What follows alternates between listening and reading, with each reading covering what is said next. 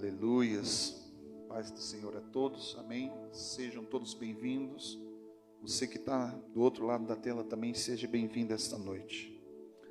Queridos, eu tenho uma palavra para compartilhar com os irmãos que tem mexido muito comigo, tem aberto meu entendimento, e quando nós abrimos o nosso entendimento, nós conseguimos compreender. Fala para o seu irmão assim: é tempo de entender, de termos entendimento das coisas que Deus tem feito na nossa vida, amém? Pega a sua Bíblia, abra comigo no livro de Isaías, capítulo de número 6. Isaías, capítulo de número 6.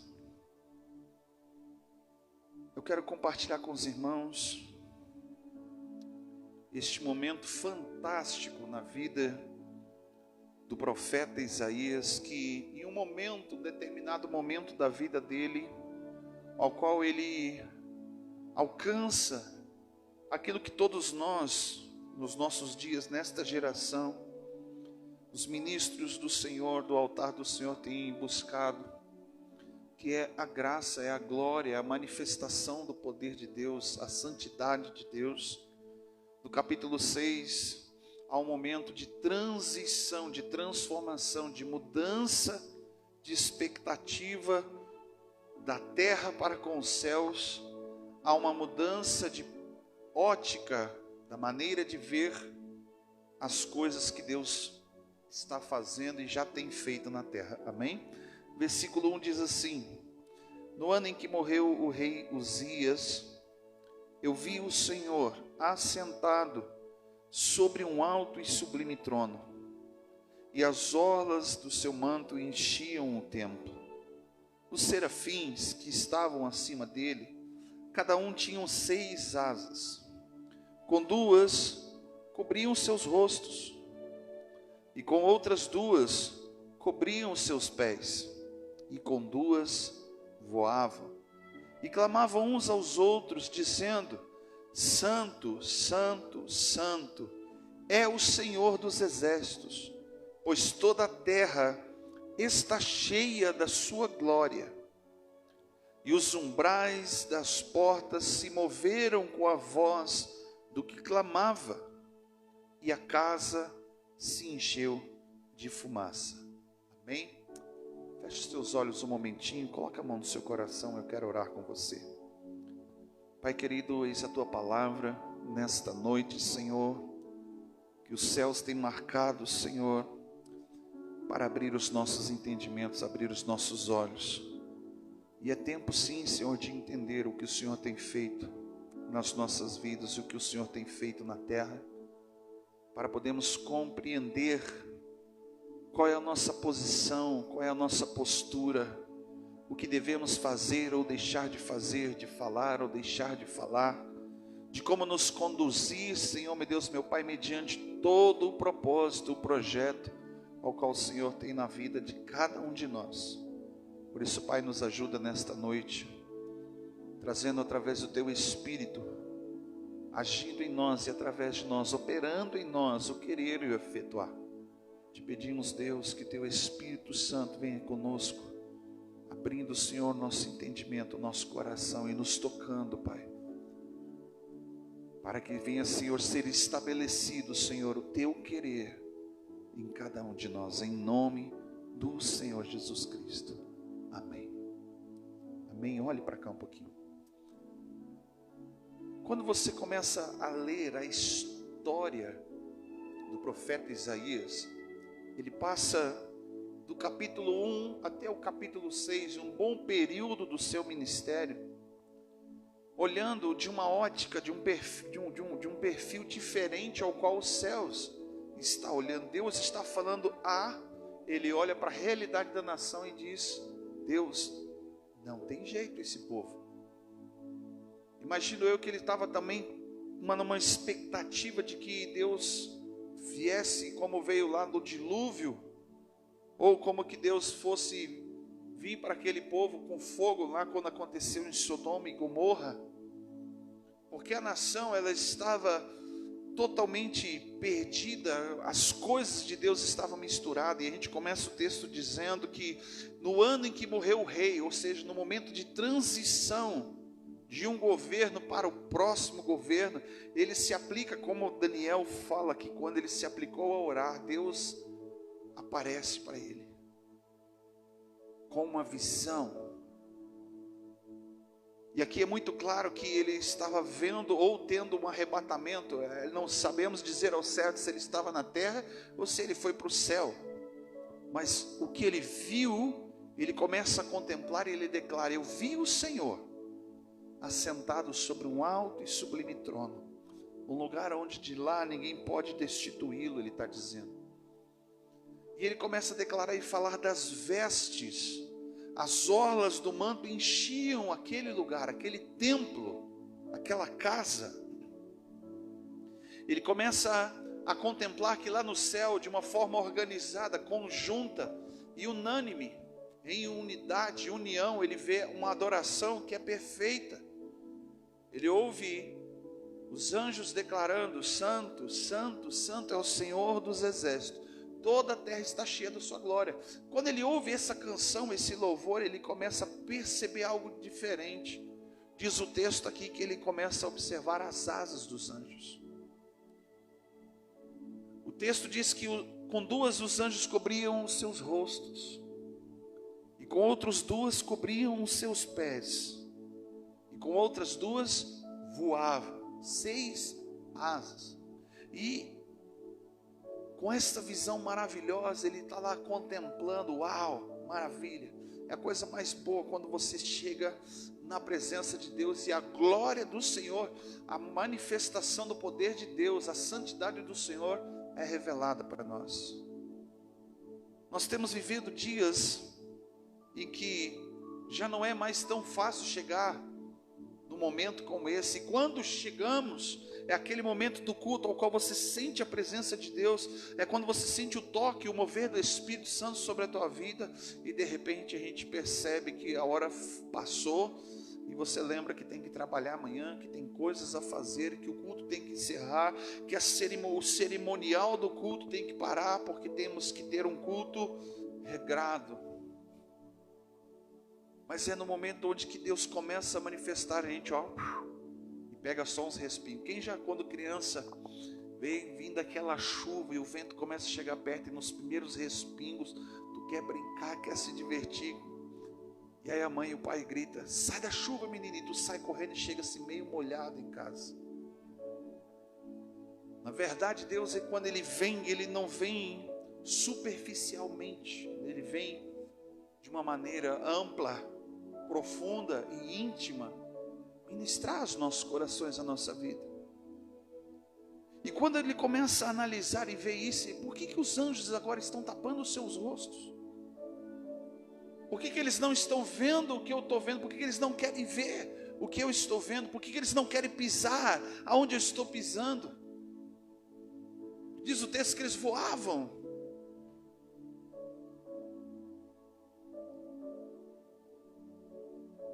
E os céus, então, como diz Apocalipse, lá fala que 24 anciões, estão de contínuo, desde a eternidade, adorando e declarando: Santo, Santo é o Senhor dos exércitos, toda a terra está cheia da sua glória. E eles lançam as suas coroas aos pés do Cordeiro, como um sinal de entrega. Quando fala ali dos 24 anciãos, ele está falando de experiência, ele está falando de nobreza, a quem está se rendendo e entregando ao Senhor algo de valor. Então ele entendeu de fato, ele já sabia que na presença de Deus precisa haver adoração, mas quando ele começa a ter entendimento que o que ele estava vendo, o lugar que ele estava pisando e a forma com que ele estava ali precisava mudar.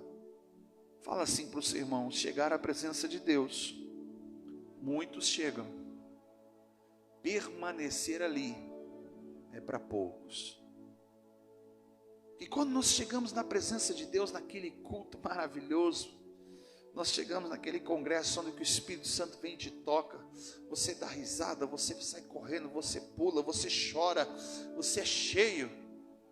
E de repente, quando você está ali, alguma coisa diferente começa a acontecer dentro de você. A santidade do Senhor é revelado a nós, é revelado para você. Ou quem aqui não, por exemplo, meio a um culto, ouviu uma palavra, uma mensagem, aquela mensagem confrontou a sua vida, confrontou quem você é. Não é assim? E é nesse momento que nós somos convencidos pelo Espírito Santo de que nós precisamos mudar algo na nossa vida. E eu me lembro que nos anos de 2010, mais ou menos para 2016, foi um período muito bom, ministerialmente também falando, no que diz respeito à adoração. Os lugares por onde eu passei, nós ministrávamos, nós rompíamos os céus vinham e havia um encontro de céu e terra. E a glória de Deus manifestava ali, pessoas eram transformadas, curadas e libertas. Muitas vezes, demônios manifestavam apenas na primeira nota de uma música. Os demônios começavam a manifestar. Mas tinha dias que também o céu parecia estar de bronze, fechado. Difícil das coisas acontecer. Eu nunca me esqueço um dia, como eu falei para vocês, que eu estava numa escala para ministrar num domingo. E eu me preparei a semana toda, buscando um direcionamento para aquele culto. E Deus me deu uma visão, me deu uma palavra. Eu falei, uau! Olha para o seu irmão, diga para ele assim, Deus vai me usar. Deus vai me usar. Eu falei assim, uau! Da forma com que a visão que eu tive, eu falei, meu Deus, é o céu na terra.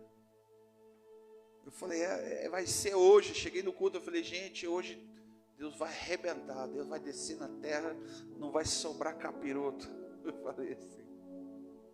E o interessante é que quando nós começamos a ministrar o louvor aquele dia, na primeira música começamos a sentir um peso. As coisas começaram a ficar difíceis. A igreja estava travada, o povo não conseguia abrir os seus lábios. Os músicos começaram a errar as notas. O cantor começou a errar a letra da música. E eu pensei, Senhor, o Senhor disse que ia descer na terra. Terminou o louvor, eu fiquei chateado no meu canto, sentei lá e eu fiquei, Deus, o Senhor me mostrou que o Senhor ia arrebentar hoje. O que aconteceu? Será que o Senhor vai vir só naquela música final, na hora da oração? Vai ser depois da palavra? E a pregação acontecendo ali, e aquele ambiente espiritual pesado. E quando terminou a ministração da palavra, o pastor orou, e nada aconteceu. Eu falei, só pode. Aí você começa a atribuir, não, só pode que fulano está em pecado. Só pode que ciclano não se preparou. Só pode que ciclano está carregando cramunhão. Mas aí, por exemplo, veio o pastor Bira, foi passado o microfone para ele. E ele se levanta. E ele fala uma palavra. E começou a romper um grito dentro da igreja. Um clamor. Uma adoração, uma atmosfera. O ambiente se rasgou naquele momento, o céu que estava fechado se rasgou e houve um mover do Espírito Santo. Foi algo maravilhoso. Sem música, sem ninguém estar cantando, sem ninguém estar orando, sem ninguém estar invocando o Senhor, mas a partir do momento onde que Deus faz da maneira dele, as coisas acontecem. Fala para o seu irmão assim, ainda há necessidade de dependência de Deus para tudo. Não é do nosso jeito, não é do jeito que eu quero. Deus fez do jeito que Ele quis. O que eu estava vendo era o mundo espiritual, mas Deus fez do jeito que Ele quis. Eu não fiquei chateado porque Deus me boicotou. Na verdade, eu aprendi uma grande lição. Porque quando Deus quer fazer, Ele não precisa do homem. E quando Deus quer usar o homem, Ele usa os dons, o talento, mas ali quando Deus desce na terra, quando há esse encontro de céus e terra, o homem sai de cena, para que o Senhor apareça. Amém? E é neste momento que nós temos que contemplar, é neste momento que nós temos que abrir o nosso entendimento para primeiro ouvir, ver o que está acontecendo, o que o Senhor está fazendo. Diz o texto aqui que Isaías primeiro ele viu. Segundo, ele começa a observar que as orlas, começou a encher aquele lugar, aquela casa, as orlas das suas vestes. Quando fala de vestes, fala de santidade. A santidade de Deus estava por todo lugar. Os anjos cantavam adoração nos céus, dizendo: Santo, Santo, Santo é o Senhor dos exércitos. Mas eles entoavam aquilo com temor. Eles entoavam aquele cântico em unidade com os outros anjos, querubins e serafins. E o texto diz que eles cobriam seus rostos para não ver, porque não eram dignos de ver, não eram dignos de pisar naquele lugar, naquele ambiente. É um sinal de renúncia, é um sinal de entrega, embora eles habitam e moram com o Senhor. Isso é algo contínuo nos céus. Você, por exemplo, quando vai para o livro de Isaías, Isaías está vendo algo muito semelhante acontecer. Quando João vai para os céus, ele também vê algo muito semelhante. Há uma certa reverência, há um certo temor na presença de Deus. Isaías, quando começa a contemplar tudo isso, ele de repente ouve uma voz daquele que clamava. Ele não entendeu qual voz que estava clamando e o que estava sendo anunciado. Mas os umbrais das portas começaram a se mover do lugar, tudo começou a tremer. Há uma canção que diz assim: o chão vai tremer, o céu vai se abrir. Imagine você estar num ambiente onde que o chão treme com a glória e manifestação do poder de Deus. Mas quando ele, contemplando tudo isso, ninguém falou para ele, no versículo 5. Ninguém foi lá e disse: olha, você não pode estar aqui, você não pode ver o que você está vendo, você não pode tocar, você não pode pisar aonde você está pisando. Ele mesmo diz no versículo 5: ai de mim, coloca a mão no seu peito e diga assim: ai de mim, porque eu sou um pecador, de lábios impuros, e habito no meio de um povo de impuros lábios. E os meus olhos viram o Rei, o Senhor dos exércitos. Quando ele observa e sente, ele percebe o temor que tem que ter para estar, para permanecer. Se a chegar a Deus, todos chegam, muitos chegam, principalmente em oração, com clamor, com súplica. Mas para permanecer na presença de Deus, não é de qualquer jeito. Eu me recordo que há um texto da Bíblia contando, lá em Êxodo, a história de Moisés, quando pediu para ver a face do Senhor. Embora o texto diz que Deus conversava com Moisés como? Face a face. Há um outro momento na Bíblia também que conta Jesus no Monte da Transfiguração, momento de oração, estava ele lá e alguns discípulos ali, e ele é transfigurado o seu rosto, como aconteceu com Moisés. Quanto mais eles permaneciam na glória, na presença, mais eles se transfiguravam. Transfigurar é a mesma expressão que Paulo usa no hebraico para transformação.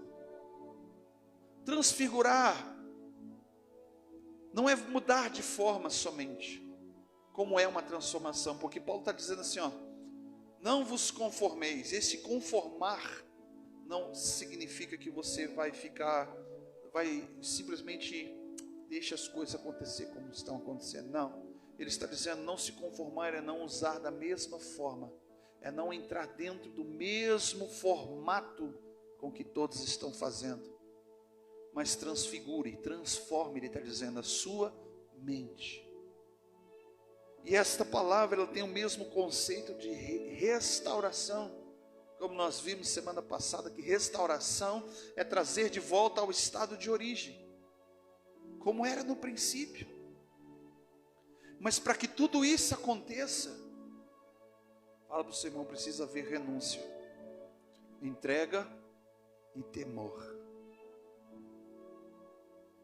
Quando nós estamos na presença de Deus, e a manifestação de Deus acontece, nós precisamos estar alertas e perceber que, para permanecer, precisamos reconhecer o que somos, renunciar o que somos.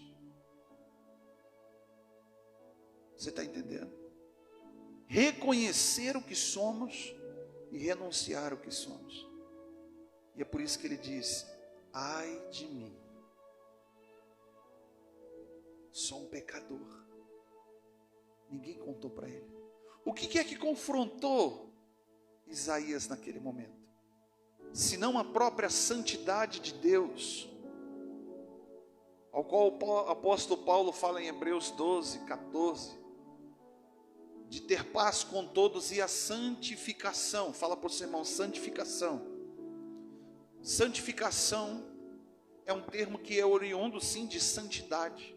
Santidade significa separação. Eu estou separado, eu estou me desligando daquilo que é impuro, daquilo que é imperfeito, daquilo que impede o fluir de Deus na minha vida. E agora eu estou indo à presença dele para permanecer ali e ser santificado pelo Senhor. E quanto mais tempo eu passo ali, quanto mais eu entrego, quanto mais eu renuncio, quanto mais eu deposito diante do altar do Senhor, diante do trono do Senhor, mais Ele coloca dele nas nossas vidas. Isso é tão bom, é tão maravilhoso, mas você percebe que de repente as coisas ficam difíceis, e ele olha e diz: ai de mim, vou morrer, não tem para onde fugir. É nesse momento que a nossa vida, o nosso eu é desconstruído. É quando as nossas razões são quebradas, porque estamos sendo confrontados. Então não é todo mundo que permanece, nem todos permanecem na presença da glória de Deus. Já é difícil chegar, permanecer então, mas não é impossível, não é impossível. Há momentos na nossa vida que nós precisamos entender que para a gente poder avançar, precisamos retroceder. Para poder crescer, precisamos diminuir. Para ser o primeiro, nós precisamos ser o último. O versículo 6 diz: então voou um dos serafins para mim, trazendo na sua mão uma brasa viva, que tirada do altar com uma tenaz, e com ela tocou a minha boca e disse: vê isto, tocou os teus lábios e a tua iniquidade foi tirada, e purificado foi o teu pecado. Duas coisas Deus faz ali. Quando há renúncia, quando há entrega, quando há o reconhecimento que somos pecadores, ou seja, ninguém permanece na presença de Deus sem reconhecer de fato o que é, e renuncia aquilo que é e o que não é, porque tem muitas vezes que nós precisamos ser e não queremos ser, queremos fazer, e aí na hora de fazer, a gente quer ser, né? É como a gente pode dizer assim: nós somos as pessoas certas, no lugar certo, mas fazendo a coisa errada e de forma errada. Podemos ser a pessoa certa, no lugar errado, tentando fazer a coisa certa.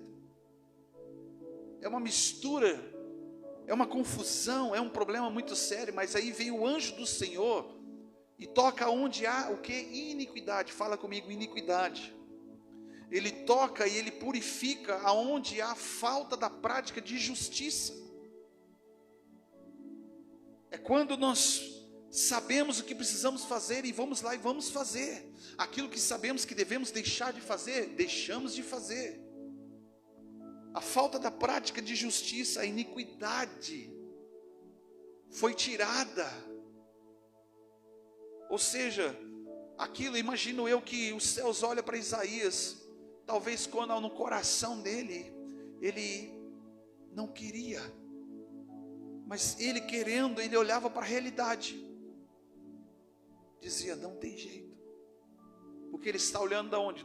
Da terra para os céus. Ele olha para os céus com esperança, mas quando ele olha para a terra, não tem jeito, Jesus, não tem como. É o mesmo quando Jeremias recebe um chamado do Senhor, ainda muito criança, muito jovem, e Deus fala para ele, eu vou te dar uma palavra, quando você abrir a boca, você vai abater nações e reis, mas ninguém vai te ouvir, ninguém vai dar crédito à tua mensagem, e isso é para a sua própria condenação. Jesus fala também, quando Jesus ele pergunta para os discípulos, perguntam para Jesus, Senhor, por que você está falando por meio de parábolas? É muito difícil, parece, de entender o que você está querendo dizer.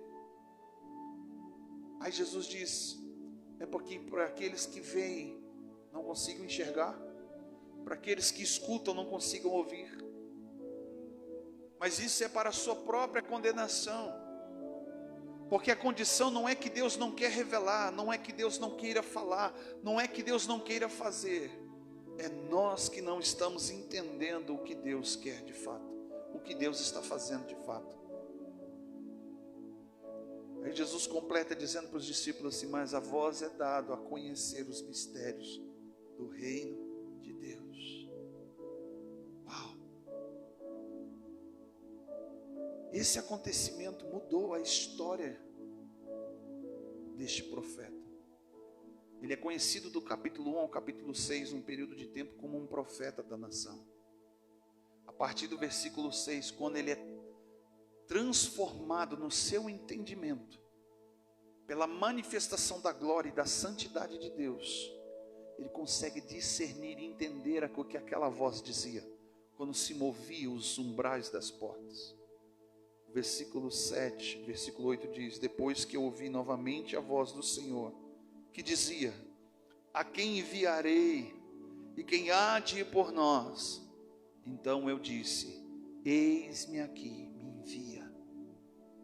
Quando há uma transformação na mente, no entendimento, você começa agora a entender, e a resposta não é mais da terra para os céus, a resposta é do céu para a terra. Ele começa a olhar como que os céus veem todas as coisas, e quando os céus olham para a terra, eu imagino que ele olha, os céus, que Deus olha para a terra, como o próprio Jesus falou assim, não há nada demasiadamente difícil para o Senhor. Talvez ele diria para nós assim, é uma questão de tempo. Fala para o seu irmão, é uma questão de tempo. Tempo é difícil. Tempo precisa gerar em você paciência, perseverança. Precisa gerar em você longanimidade. Precisa gerar tantas coisas. Mas que o tempo que Deus ele atua e trabalha nas nossas vidas, como Paulo diz, até alcançarmos a estatura do varão perfeito, é necessário que a gente venha ter esse confronto. E esse confronto podemos chamar de desconstrução do velho homem, da velha mentalidade, da desconstrução de um sistema, da desconstrução de pensamentos ao qual não são de Deus. Sim, é verdade, nós buscamos o Senhor, mas quando não entendemos, o que a maioria das pessoas fazem? Vou fazer do meu jeito. E quando a gente faz do nosso jeito, a Bíblia diz que nos tornamos malditos. Porque quando fizemos do nosso jeito, é o mesmo que a palavra de Deus diz, ai daquele que confia no homem, e faz do seu braço o seu poder. A sua confiança está em si mesmo e não no Senhor. As pessoas acabam se tornando malditas por agirem por conta própria, sem um direcionamento de Deus. Essa semana foi uma semana um tanto quanto difícil para muitos irmãos das igrejas. Eu falava aqui no início do culto com a irmã que essa semana a gente se sentiu como se fôssemos bombeiros, apagando incêndio e salvando muitas vidas, no meio de um caos. E para completar e para concluir ainda, no domingo passado peguei uma virose, aleluia. E foi complicado passar essa semana desse jeito, com tantos problemas. Hoje recebi pelo menos 3 notícias extremamente ruins. Mas algo Deus fez dentro de mim, ao qual não me deixa ficar abalado. Algo precisa acontecer dentro de você para que você não fique abalado e desestruturado com tudo que acontece ao seu redor. As notícias são ruins. Davi diz: eu não me atemorizarei das más notícias. Está tudo desmoronando. Paulo diz que aquele que usa da armadura do Senhor, que está fortalecido em Deus, Efésios 6, 10 em diante, ele permanece até o fim. Depois, havendo de ter feito tudo, permanece como? Inabalável. Fala para o seu irmão, inabalável. Mas para você chegar nesse inabalável, antes aconteceu na tua vida um processo de desconstrução. Porque de fato viemos de realidades diferentes. E mesmo que você tenha nascido num lar cristão, tenha sido discipulado desde criança, o sistema cultural ao qual você foi inserido e familiar, a nação onde que você nasceu, existem forças que atraem você para o lado de destruir a tua vida, de boicotar os planos de Deus, de tentar dar uma ajudinha para Deus na tua vida. Sério mesmo, querido, se Deus precisasse de mim e de você, Ele tinha chamado você ou eu para ficar pendurado com Ele na cruz. Não é verdade? Imagine você. Eu quero lembrar para vocês uma história que conta de um homem que recebeu uma grande promessa. Na época, quando ele recebeu a promessa, ele era um menino.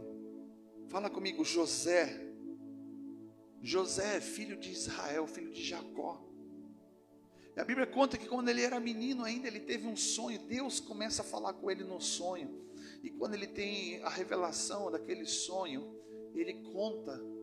Ele não contou para os outros, ele não contou para os inimigos, não contou para o vizinho. Ele pega e chama na hora do momento, talvez, imagino eu, na hora de um jantar ou de um almoço, a família reunida, os irmãos, os pais ali sentados à mesa com ele. Ele fala: olha, eu tive um sonho maravilhoso com Deus. E o pai: é mesmo? Então conte-nos, qual é o sonho?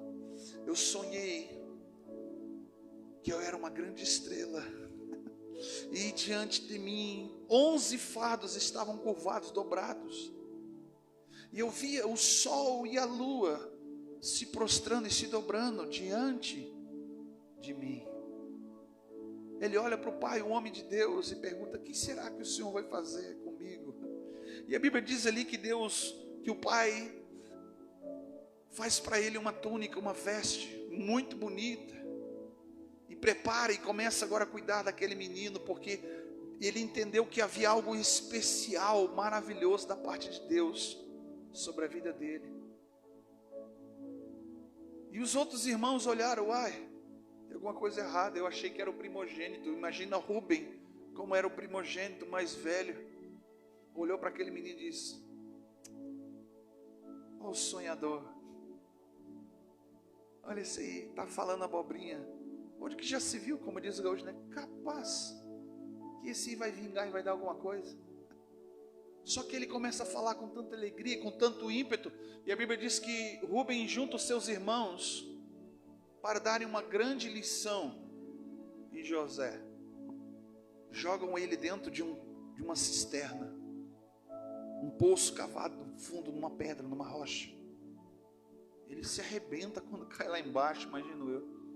E ele começa a chorar, ele começa a gritar e pedir ajuda e pedir socorro. E o que ele escuta lá em cima é os irmãos dele debochando, rindo e dizendo para ele: vamos, sonhador, sai daí agora, já que tu é maior do que nós todos. E a Bíblia diz que de repente uma cordinha desce e eles tiram aquele menino dali. Eu imagino José, que não tinha nenhuma intenção de maldade com seus irmãos. No máximo que ele deve ter feito: olha, se o pai souber o que vocês fizeram, vocês estão enrolados.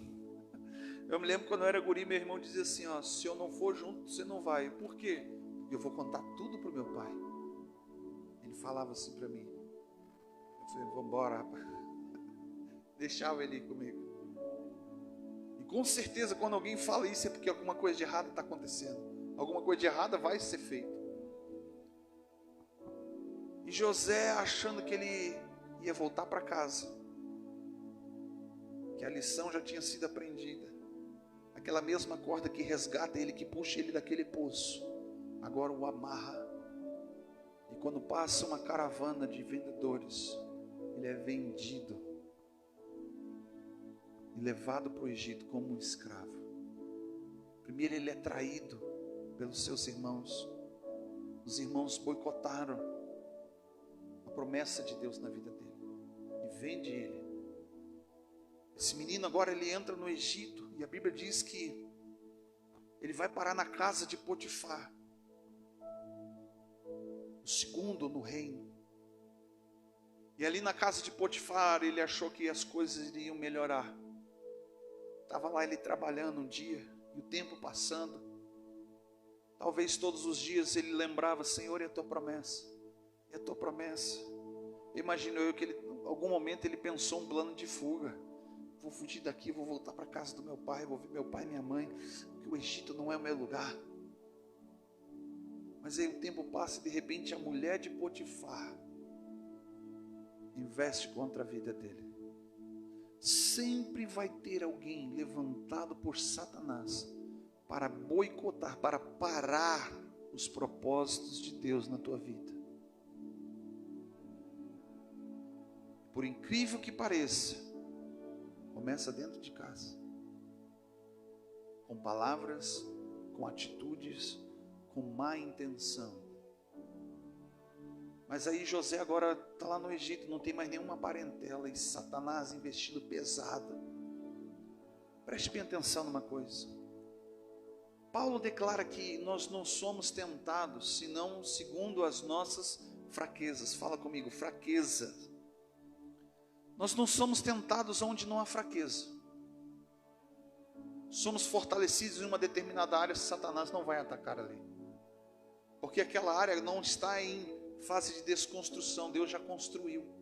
Mas aonde você está desconstruindo para que Deus comece a construir algo na sua vida, Satanás vai investir ali.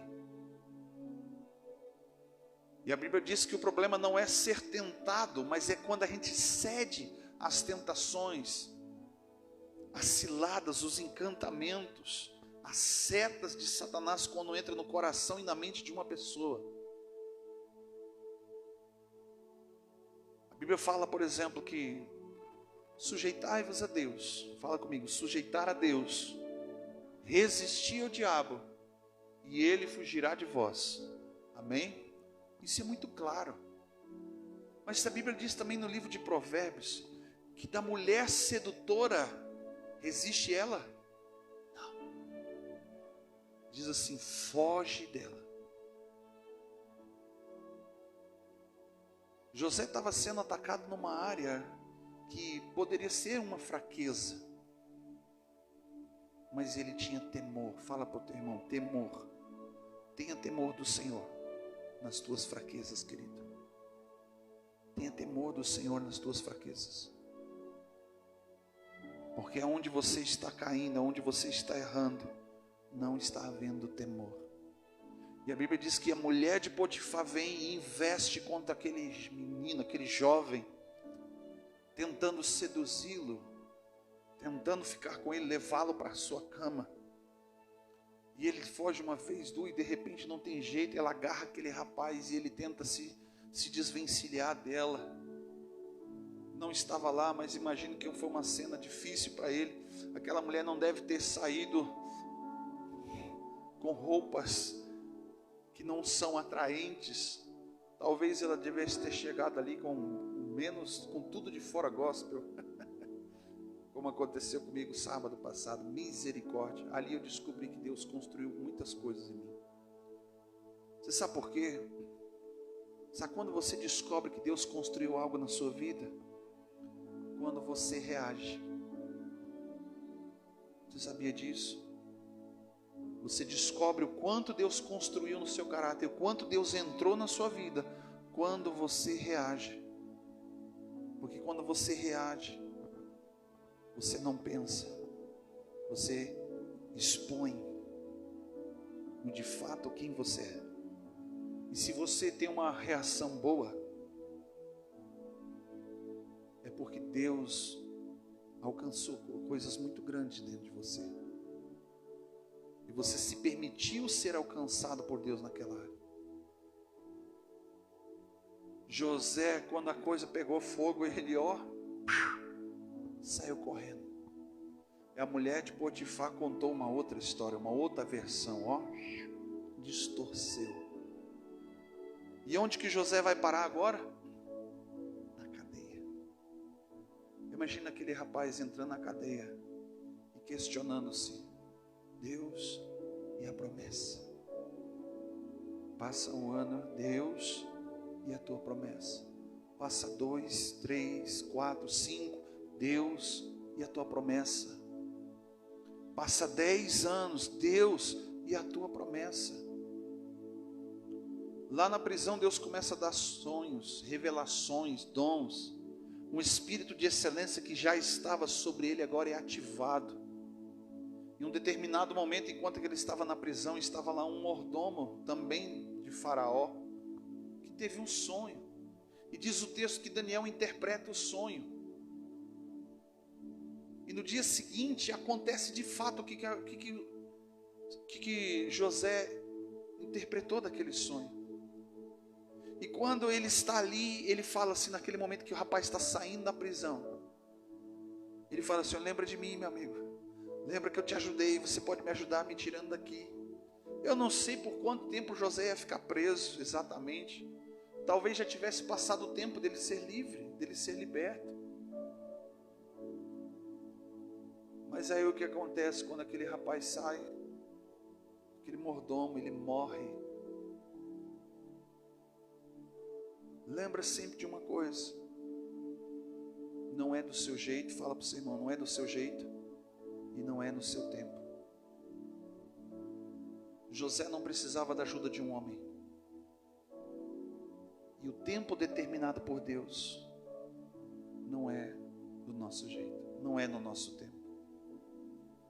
A Bíblia conta que José ficou aproximadamente entre 12 e 13 anos, entre indas e vindas de prisões, de perseguição, até Deus estabelecer, começar a manifestar a promessa na vida dele.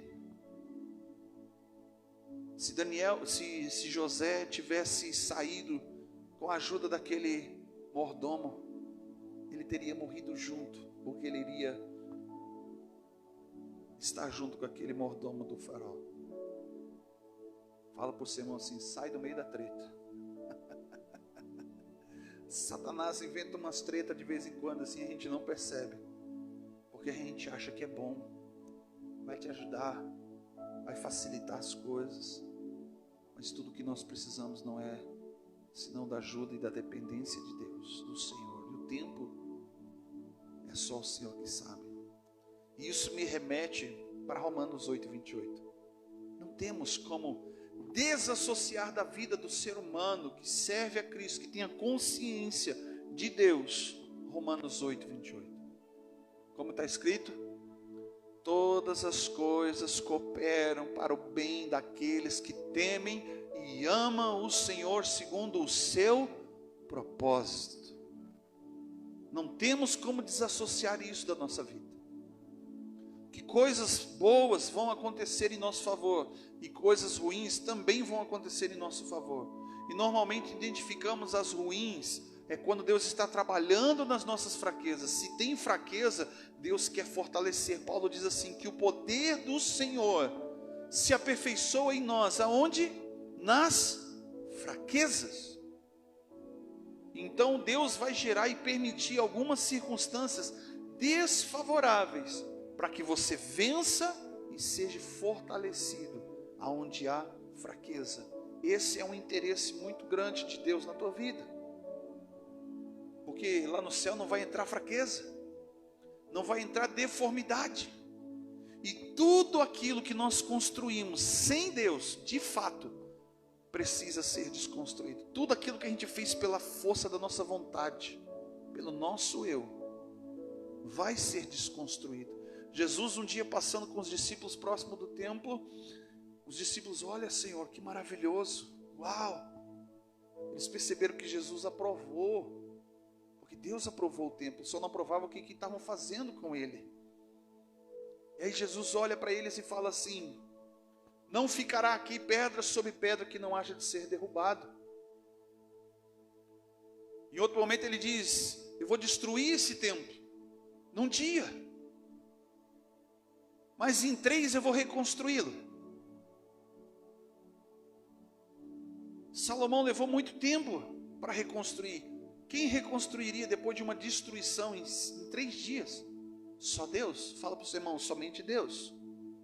Eu quero abrir um parênteses aqui dessa questão de reconstrução. Olha como que Deus é perfeito. Quando a Bíblia fala que Jesus, filho de José, José era o que? Qual era a profissão de José? Carpinteiro. Jesus logo segue a mesma profissão que o pai, amém? Carpinteiro na Bíblia não é uma pessoa que trabalha única e exclusivamente com madeira. Seria ali um madeireiro. Ele não era especificamente um pedreiro, um construtor, mas um carpinteiro é quem trabalha numa obra, numa construção, também com a parte de madeira que vai dentro de uma construção. Talvez ele fizesse alguns móveis, talvez era muito mais associado para quem trabalha na obra, carpintaria. E é interessante que Jesus, na sua adolescência, na sua mocidade, trabalhou com seu pai nesses lugares.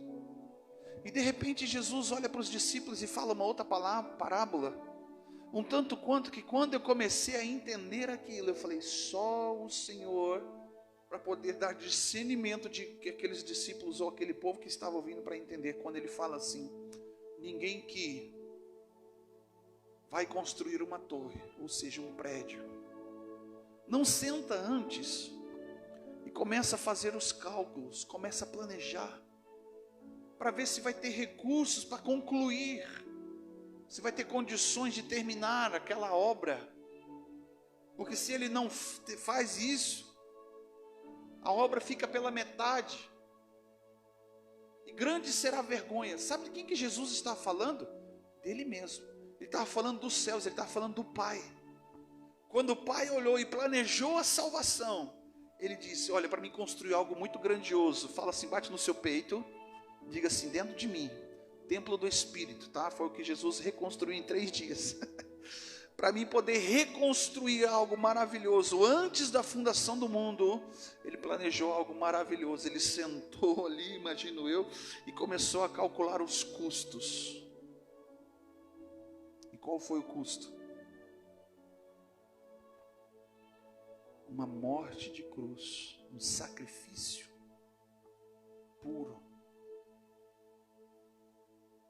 para que a obra fosse completa. Jesus não poderia envergonhar os céus. Os céus planejou tudo. Fala para o seu irmão, os céus planejou tudo. E ao 3º dia ele ressuscitou. Quando ele está lá naquela cruz, que ele, um pouco antes de morrer, ele fala, tetelestai, Pai. Está consumado. Está concluído. O preço foi pago. O que eu construí não é para esta geração. O que eu construí na humanidade, é para a eternidade. Templo do Espírito, uma casa, um lugar agradável para Deus, para a manifestação da glória de Deus. Você entende isso? E aí João fala lá, assim, que no princípio ele era o verbo, e o verbo estava com Deus. E daqui a pouco ele começa a dizer assim, ó: e ele se humilhou e se esvaziou a si mesmo, assumindo uma forma de servo. Ele abandonou, abriu mão de sua glória, da sua divindade. E agora ele se humilha a nascer como carne, como homem, e vem para essa terra e experimenta o que é uma vida terrena, sujeita a todas as dificuldades. Mas Jesus, ele vence como homem. A maior prova disso é que quando ele vai para o deserto, ele não usou de poder nenhum. Ele não usou de poder nenhum. Ele não fez lá, sai Satanás, no céu fogo, no céu raio, sai daqui e me deixa em paz. Não. E olha como que é maravilhoso o poder de Deus. A Bíblia fala que o poder de Deus é a palavra. O poder de Deus é o Evangelho. A manifestação do Senhor, do poder de Deus, está quando Ele abre a sua boca e libera uma palavra. Lá na criação, em Gênesis, a Bíblia disse: e disse Deus, haja luz, e houve luz. Deus não fez que nem lá nos Vingadores. Deus abriu a sua boca e disse: haja luz. E o cosmos, o universo, obedeceu. Fala por seu irmão assim, ó: quando Deus fala, precisamos ouvir e obedecer. Quando a boca de Deus abre para falar a meu respeito, eu preciso ouvir, que vem aqui, ó, no coração, e obedecer. É o que Isaías fez no capítulo 6. Ele ouviu, ele entendeu que ele precisava fazer, e ele obedece. Ele diz: eis-me aqui, envia-me a mim. José estava sendo preservado por Deus para um tempo oportuno, um kairós de Deus para uma nação. Estava ele lá na cadeia se questionando Deus. Eu imagino Deus, se Deus tivesse falado para ele assim: olha José, você vai ficar aqui 10 anos. Meu Deus, Senhor, para que tanto isso? 10 anos, o que eu fiz de errado? Eu preciso tanto tempo ficar aqui, eu preciso aprender o quê? Não, Deus não falou isso para ele. Eu imagino que quando Deus falava para ele, perguntava: Deus, e a promessa? Senhor, não aguento mais, estou angustiado. Aí Deus começa a usar ele dentro da prisão, mostrar para ele que não era o lugar, mas é o que ele carregava. Aleluias. Não era do jeito dele, mas era quando Deus manifestava através da vida dele. Você entende isso? Isso é tão evidente e tão claro que Jesus fala uma parábola assim, sobre construção e desconstrução. Ele diz assim, que havia um homem que construiu uma casa sobre areia e o outro sobre uma rocha. Quando veio o tempo difícil, as águas subiram, e aquela casa que estava construída sobre areia, a água veio com tanta força que a derrubou. Grande foi a destruição, porque ela não estava construída na rocha. E aquela que estava construída sobre a rocha, veio as águas, os tempos difíceis, e ela não desmoronou, porque ela estava construída na rocha. Tudo que o homem constrói em si mesmo e para si mesmo, vai desmoronar, vai cair por terra, porque Deus não dá a sua glória para ninguém. Deus, ele não divide a recompensa que é só dele, a honra e a glória que é só dele. Você entende?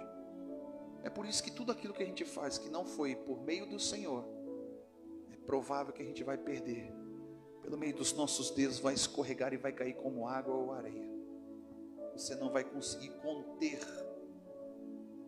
Se você parar para pensar, o que Deus tem é maior, é melhor, Nem olho viu, a Bíblia fala, por exemplo, nem subiu ao coração do homem, nem os ouvidos ouviram, é o que Deus preparou. E Ele é poderoso para dar. Quando eu planejo uma coisa, eu acho que isso aqui para mim, Senhor, é o ideal. Você está entendendo? A gente formaliza para Deus, não é assim? Senhor, para mim esse jeito aqui, ó, é o ideal, é o que eu gostaria.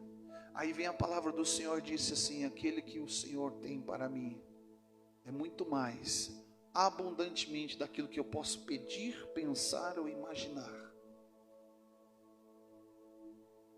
Então o que é melhor? O que eu acho, o que eu penso, o que eu quero, ou o que Deus tem? Até para pensar dessa forma, Deus precisa desconstruir pensamentos, religiosidades. Como eu vi um dia, sentado à mesa, a minha mãe não é burra, a minha mãe ela é boa. São pensamentos, são culturas, são coisas difíceis que estão internalizadas dentro da gente. E o temor do Senhor está tudo nisso. Quando você abre mão da sua vontade, do seu prazer, quando você abre mão do teu querer, para dizer: Senhor, eu te entrego tudo, está aqui, ó. Eu abro mão dos meus sonhos, eu abro mão dos meus desejos, dos meus projetos, Pai, para sonhar os teus sonhos. É isso que é buscar o reino em primeiro lugar, é abrir mão de si mesmo. O próprio Jesus diz: olha, quem quiser vir após mim, negue-se a si mesmo, toma sua cruz e me siga. Andar nos mesmos caminhos que Jesus andou não é fácil. Levanta a mão quem tem muita coisa ainda para ser desconstruída. Quem tem coisas na sua vida que precisa ser desconstruída. Amém? O irmão levantou a mão e já foi levantar o pé. É verdade. A gente muitas vezes reconhece. Temos uma dificuldade tão grande de abrir mão. Você quer ver? Quando José tem a revelação do sonho de Faraó, 7 anos, 7 vacas, 3 anos e meio de abundância, de fartura, 3 anos e meio de fome, de seca. Era a revelação. E Faraó com aquilo ali, tira aquele homem da prisão e faz dele o terceiro no governo, no reino. Porque ele disse: esse homem tem algo de especial. E quando chega agora o grande momento na vida de José, ele passa por uma prova, para que ele veja o quanto Deus construiu na vida dele. Se fosse você, você diria assim, quando Deus estabeleceu, você vai olhar para o passado e vai dizer assim: puxa, Senhor, porque será que teria sido tão necessário tanta coisa? Só Deus sabe. Se José não tivesse passado por todo aquele processo, se ele não tivesse passado, ele não teria a capacidade de dar sequência no plano divino de Deus para a salvação do seu povo. A Bíblia diz que houve fome na terra, e aí a sua casa, os seus pais, os seus irmãos descem ao Egito para buscar o alimento. E o que acontece ali? Há um reencontro. Só que os seus irmãos não reconhecem José. A única lembrança que eles tinham é que uma vez tínhamos um irmão e se perdeu, que provavelmente deve estar morto. Era o que eles tinham no coração. Só que quem sofreu foi José todo aquele tempo, todas aquelas perseguições, as prisões. E aí a Bíblia diz que quando ele vê um filho mais novo agora, Benjamim, ele pergunta do pai, e ele vê que o pai ainda está vivo, e ele arma uma treta. Ele faz um boicote, irmão Jorge. Ele pega uma peça de um utensílio lá da casa lá do Faraó, da casa de José, e mistura no meio da bagagem. Primeiro ele serve um jantar, e na hora de sair, aquele menino é pego roubando, entre aspas. E José chega assim: eu fui benevolente com vocês, eu dei comida, vocês sentaram à minha mesa e comeram, Nós demos um banquete para vocês. E é dessa forma que você retribui, roubando. Aí a Bíblia diz que Benjamim estava prestes a ser preso. Judá, o mais velho, fala comigo, o mais velho.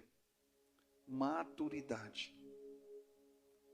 Os mais velhos deveriam ter maturidade, sim ou não?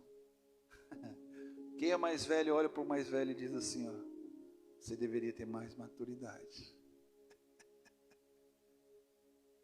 Né? Rubens se intervém e fala assim, tem misericórdia, pelo amor de Deus. Se nós perdemos mais este irmão, nosso pai não vai aguentar. Nós já perdemos um. Aí Rubem se coloca no lugar do irmão mais novo e diz assim, eu fico no lugar dele, mas não fica com o nosso irmão. A Bíblia fala que José sai da presença deles e ele começa, não era só chorar, ele gritava. Que todo o Egito ouviu aquele grito de choro. Você já viu alguém chorando assim? Talvez num velório. Alguém gritando, todo o Egito ouvindo o choro, o lamento de José. Aquele que tinha vendido ele, agora estava se entregando para que o mais novo não ficasse preso. E é nesse momento que a gente descobre o porquê que passamos por tantas coisas, tantas lutas, tantas adversidades. Parece que Deus está puxando a gente para trás, não é?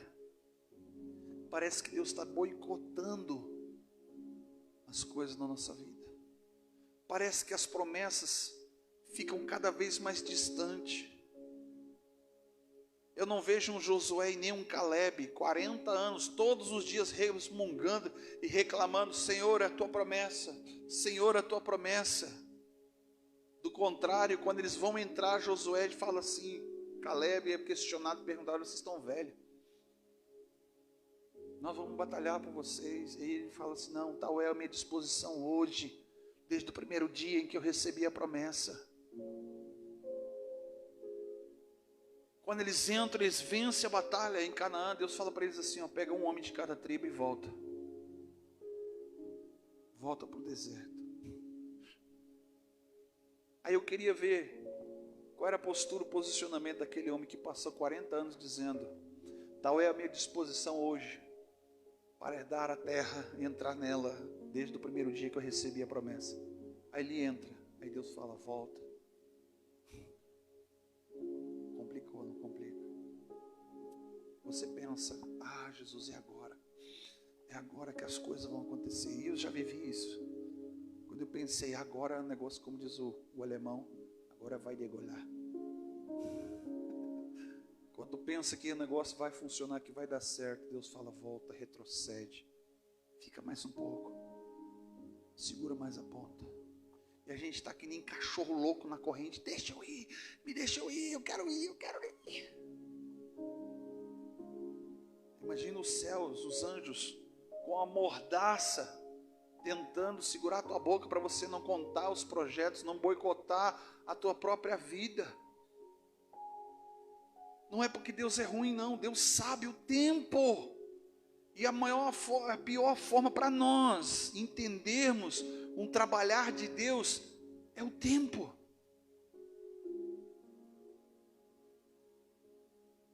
Podemos estar no lugar certo, ser a pessoa certa para fazer com uma promessa, mas se a gente fizer no tempo errado, não vai frutificar.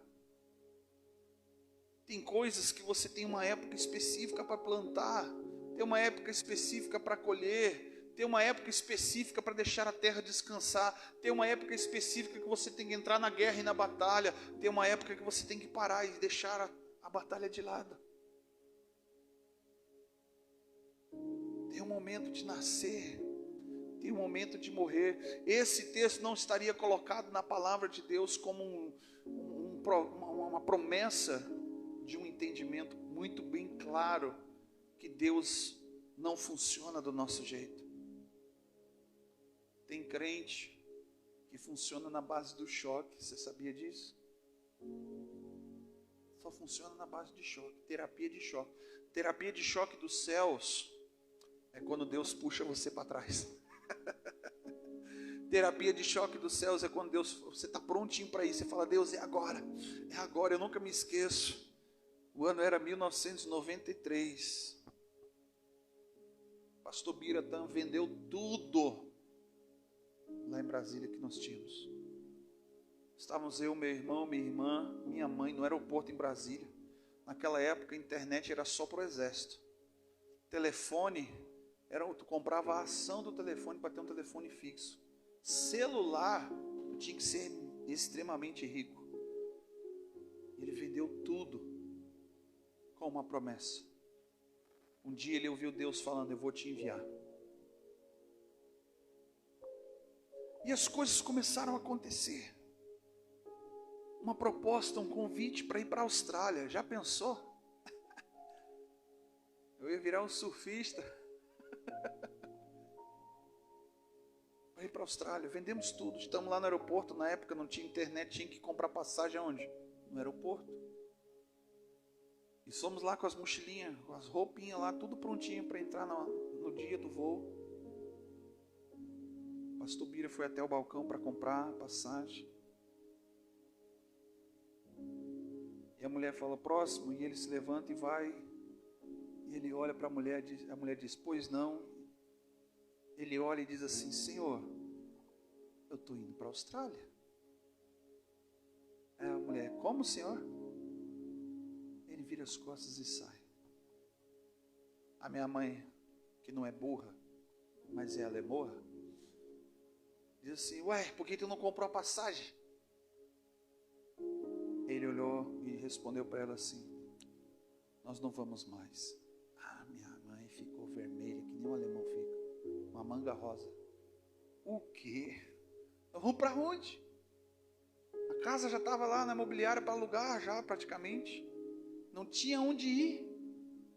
A chave da casa tinha sido deixada com a vizinha que naqueles dias ia entrar nova família para morar na nossa casa. Tinha vendido tudo. A única coisa que ficou lá em casa, Jorge, foi um tapete na sala que uma irmã ia vir buscar na semana. Nós voltamos para casa. Meu pai não conseguiu achar palavras para poder explicar para minha mãe por que nós não iríamos. Sabe o que aconteceu aquela noite? A nossa mochila serviu de travesseiro, a nossa cama foi aquele tapete, todo mundo amontoado na sala. E nós crianças sem muito entender direito, mas de repente, minha mãe apertou meu pai e disse, por que a gente não comprou a passagem e não foi? Jesus me disse que o lugar que Ele quer me enviar eu não quero ir. E eu nunca me esqueço quanto ele dizia, quanto ele orava no monte de Deus, Senhor, me envia para qualquer lugar, para a China, para a África, para os Estados Unidos, para a Europa, para onde o Senhor quiser, menos para o Rio Grande do Sul. Menos para o Rio Grande do Sul. É isso que ele dizia. Ficamos mais um ano em Brasília. Mudamos da cidade do Valparaíso, fomos morar bem no centro de Brasília, no plano piloto, na Asa Sul. E ali passamos um tempo. E o pastor Bira ia todos os dias, como Isaías fez no capítulo 6. Orar no tempo da igreja antes da faculdade. Pedir para Deus, Deus, é um momento de transição.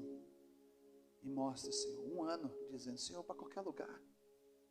Para qualquer lugar. Na Austrália a gente já ia ter casa, meu pai já tinha emprego no banco, já tinha escola, tudo preparado, já tinha carro.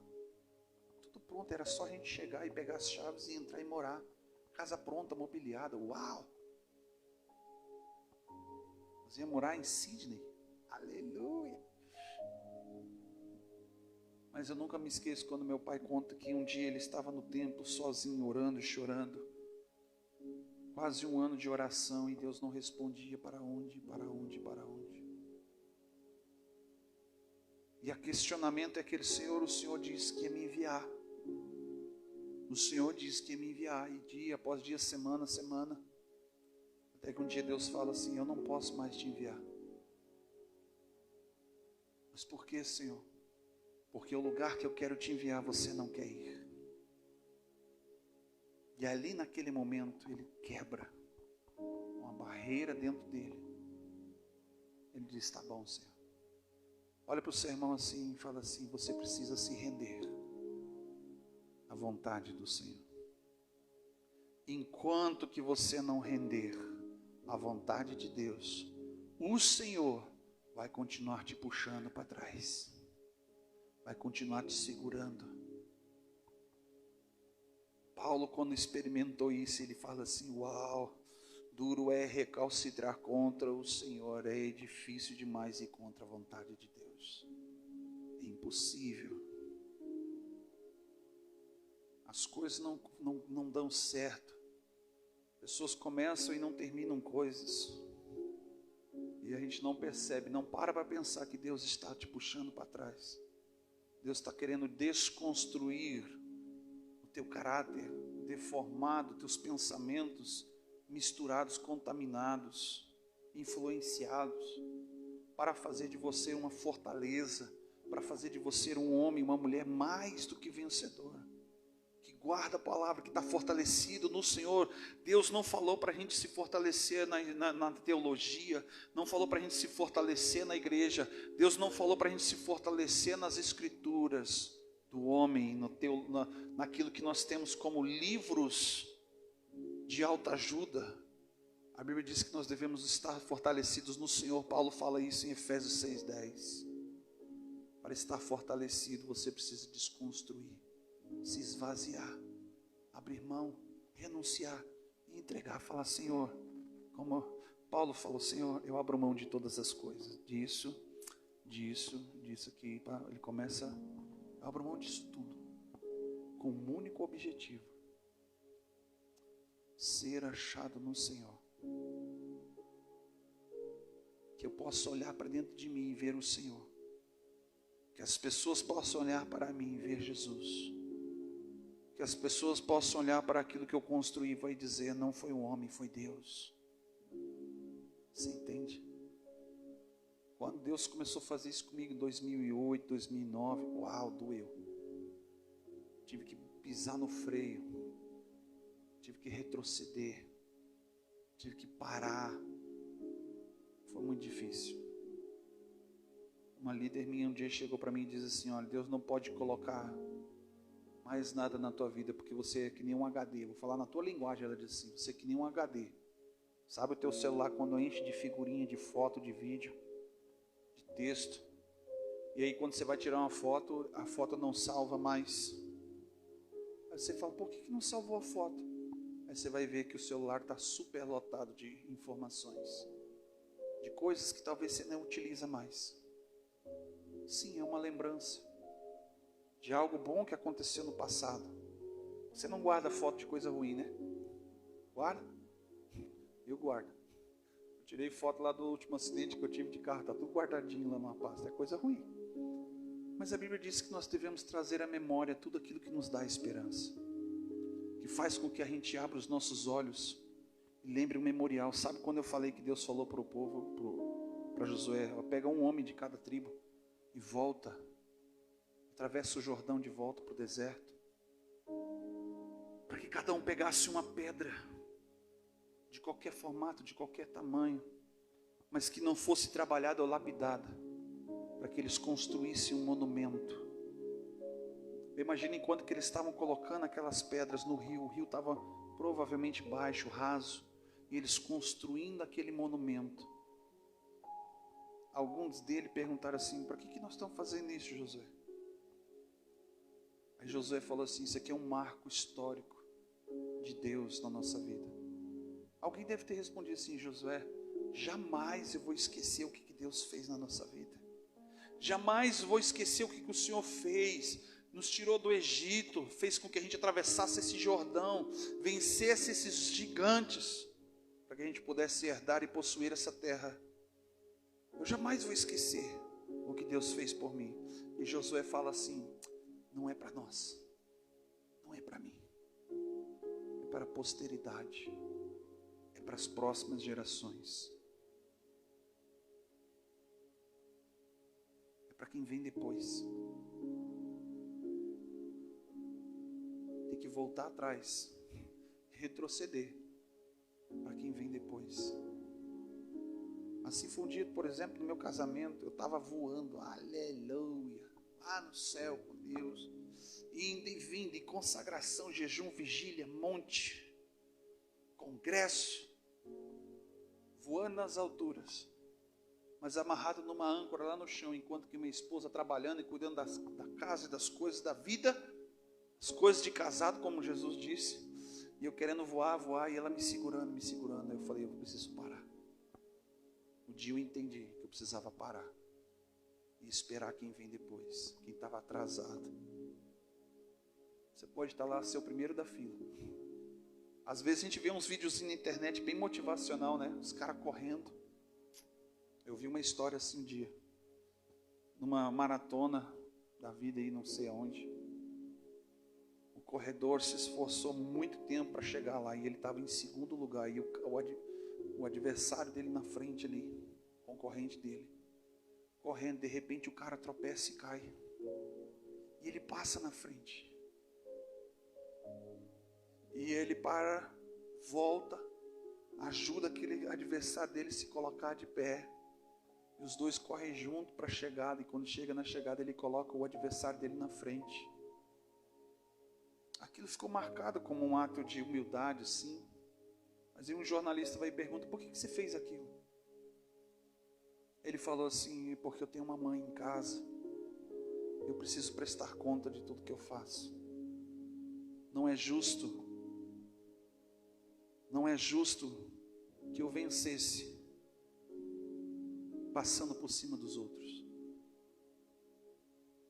E ele abre mão de ser o campeão.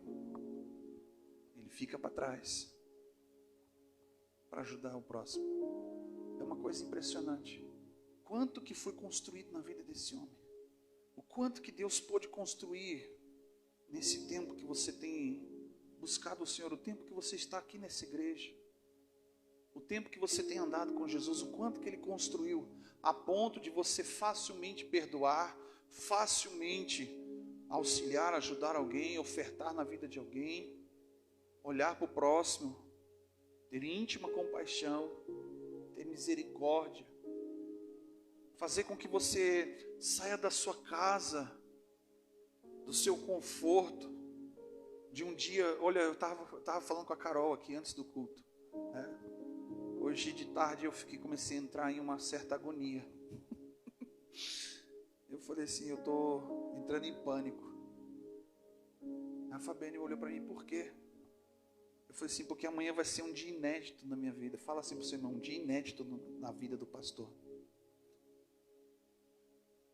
Amanhã vai ser um dia que eu não tenho nada para fazer. E eu comecei a entrar em pânico. Eu falei, meu Deus, o que eu vou fazer amanhã? Eu comecei a inventar um monte de coisa. Eu falei, Fábio, vamos chamar fulano para vir aqui almoçar com a gente. Chama lá teus pais para vir jantar. Vamos fazer isso, vamos passear, vamos no lugar tal. Ela, Guilherme, vamos ficar em casa, vamos ficar aqui só a gente. Não vamos fazer nada, é um dia que Deus preparou para não fazer nada. E eu comecei a ficar angustiado. Eu fiquei pensando, meu Deus, tem alguma coisa para fazer? Eu me sinto assim quando eu vou ficar de férias. Sabe, um dia em casa. Uau. Eu sei que é Deus que está fazendo, mas ao mesmo tempo Deus estava me ensinando. Eu estou aprendendo com isso também. Porque até antes de voltar para o Rio Grande do Sul, haviam 16 anos que eu não sabia o que era tirar férias. E todo o período de férias que nós tínhamos, nós doávamos para o Senhor, servindo a Ele. Estando servindo em escolas, congressos. Arrastava os meninos junto. O Davi foi o que mais sofreu, coitado. Mas ele superou. E eu me lembro do dia que meu filho dentro do carro e diz assim, vocês não vão fazer com o meu irmão e com a minha irmã o que vocês fizeram comigo. Eu fiquei em silêncio dentro do carro. Eu fiquei pensando o quanto que ele deve ter sofrido em silêncio. Dos momentos onde que a gente poderia ter desfrutado de um descanso, de não fazer nada. Aí eu fiquei pensando, sabe o que eu vou fazer amanhã? Vou botar um colchão na sala e vou fazer aquilo que meu pai fazia comigo quando ele ficava em casa. Quando ele não marcava agenda, quando ele não saía para lugar nenhum. Ficava deitado com a gente na sala, assistindo filme, abraçado, a gente tudo em família ali, tudo aglutinado, amontoado, dormindo, comendo pipoca. Mas é um momento que a gente vai estar em família. E a pergunta que eu posso fazer para você: será que eu não preciso ser desconstruído em algumas coisas também? Será que eu não posso ser flexível ao que Deus quer fazer? A gente pode não entender, talvez. A gente pode até desfrutar de uma manifestação da glória de Deus. Mas discernir, ouvir e obedecer. Confesso para os irmãos que antes do culto eu estava bem agoniado, bem angustiado. Falei, meu Deus, o que eu vou fazer amanhã? Pensei, vou visitar fulano. Vou lá na casa do Jorge, tomar um cafezão da tarde. Vou lá no Rafael, lá ele me prometeu um costelão. Aleluia. Só a graça do Senhor. Vamos colocar de pé.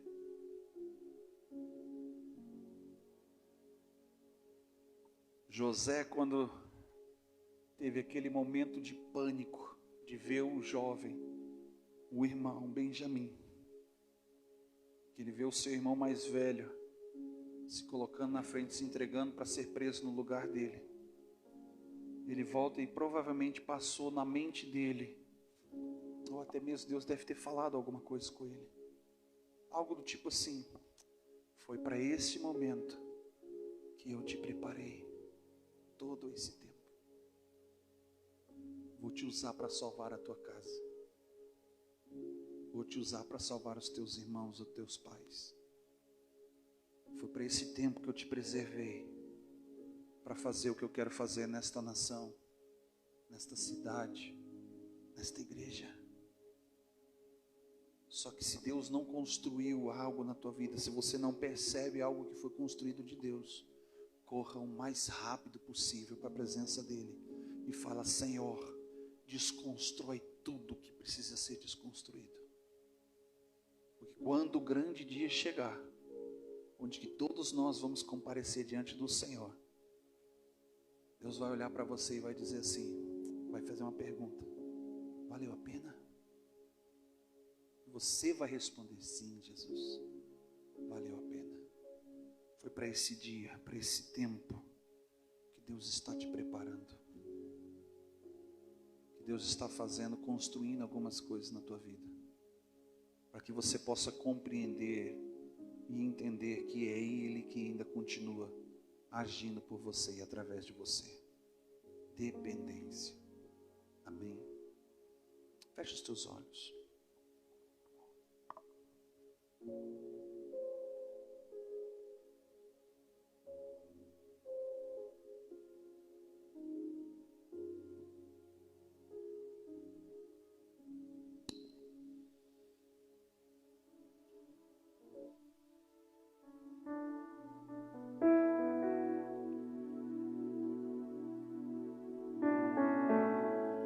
Te convidar a você. Eu sei que você já refletiu muito nessa noite com esta palavra, e você sabe o que deve fazer nessa noite. Mas eu quero te fazer um convite dizendo: Senhor, eu me rendo e me arrependo, Senhor, de não estar vivendo aquilo que o Senhor, a vida que o Senhor escolheu para mim, de fazer aquilo que o Senhor quer que eu faça, de ser aquilo que o Senhor sonhou e planejou que eu venha a ser.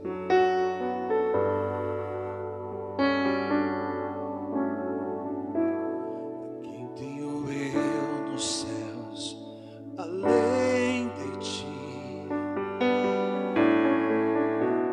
E não há na terra quem eu queira mais que a ti.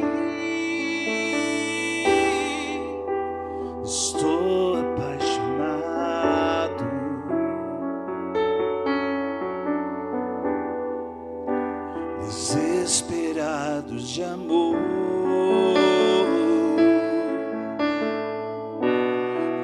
estou disposto a morrer por ti e construirei no cume do monte um altar. O sacrifício sou eu.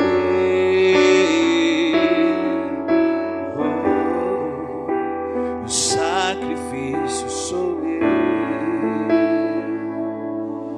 Abro mão dos meus sonhos, abro mão dos meus planos, abro mão da minha vida por ti. Abro mão dos prazeres e das minhas vontades, abro mão das riquezas por ti. Estou apaixonado.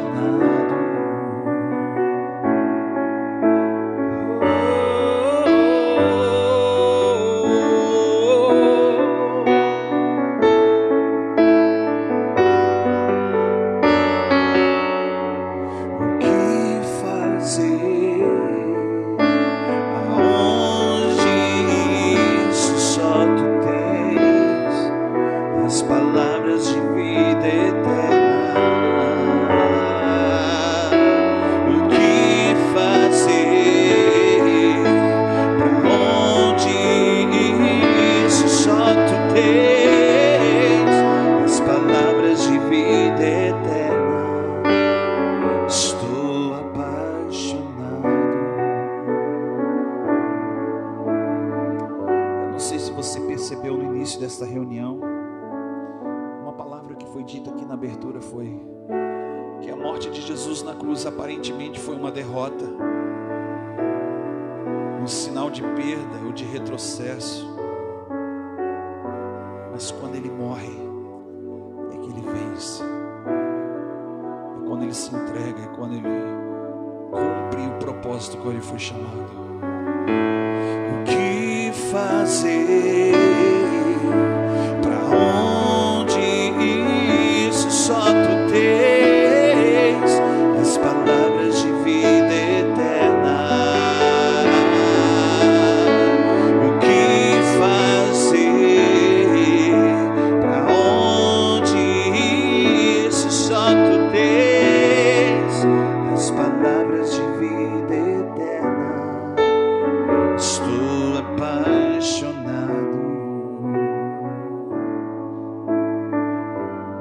Senhor, meu Deus, meu Pai, nessa noite, Deus, que nossa alma, Senhor, que muitas vezes geme, Senhor, pelo processo do tempo, que nosso coração, Pai, que tem, Senhor, se derramado em lágrimas e sangue, Pai, por não, Senhor, meu Deus, meu Pai, compreender, Deus, a maneira, o tempo, a forma que o Senhor está agindo e fazendo por meio de nós e através de nós. E que em nossas vidas, ó Pai, nessa noite haja, Senhor, meu Deus, meu Pai, o despertamento para uma busca intensa, Pai, de encontrar a Tua glória,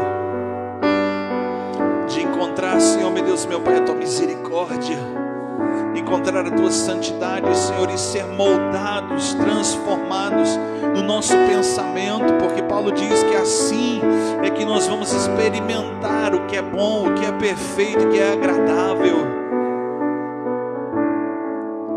Paulo diz em 2 Coríntios capítulo 3 que é de glória em glória que somos transformados. Até nisso é um processo, Senhor. Mas nos permita, Senhor, meu Deus, meu Pai, encontrarmos, Senhor, a Tua face. Nos permita, Senhor, meu Deus, meu Pai, permanecer na presença da glória, na manifestação, Senhor, meu Deus, meu Pai, do Teu poder. E podemos, Senhor, meu Deus, meu Pai, dizer, declarando, Senhor, eis-nos aqui, envia-nos, ouvindo e obedecendo, Senhor, a voz de um chamado. É tempo de entender, Jesus. Já passou o tempo de perder tempo. Nos permita, Senhor, meu Deus, meu Pai, sermos instruídos, ó Deus, pela a Tua palavra. de aprendermos, Senhor, meu Deus, meu Pai, pela Tua palavra, os Teus decretos, Senhor, a Tua direção, a Tua vontade, discernindo, Senhor, os tempos e as estações, em nome de Jesus. Toma nas Tuas mãos a cada vida, Jesus, aqueles que estão aqui, aqueles que estão em casa, Pai, que esta palavra, Senhor, venha frutificar em nossas vidas, transformando, Senhor, os vales, Pai, que estamos vivendo em apenas um detalhe, porque basta uma palavra Sua, Senhor, meu Deus, meu Pai, e tudo se transforma, tudo se renova, Pai. Eu creio, Pai, eu creio, Jesus.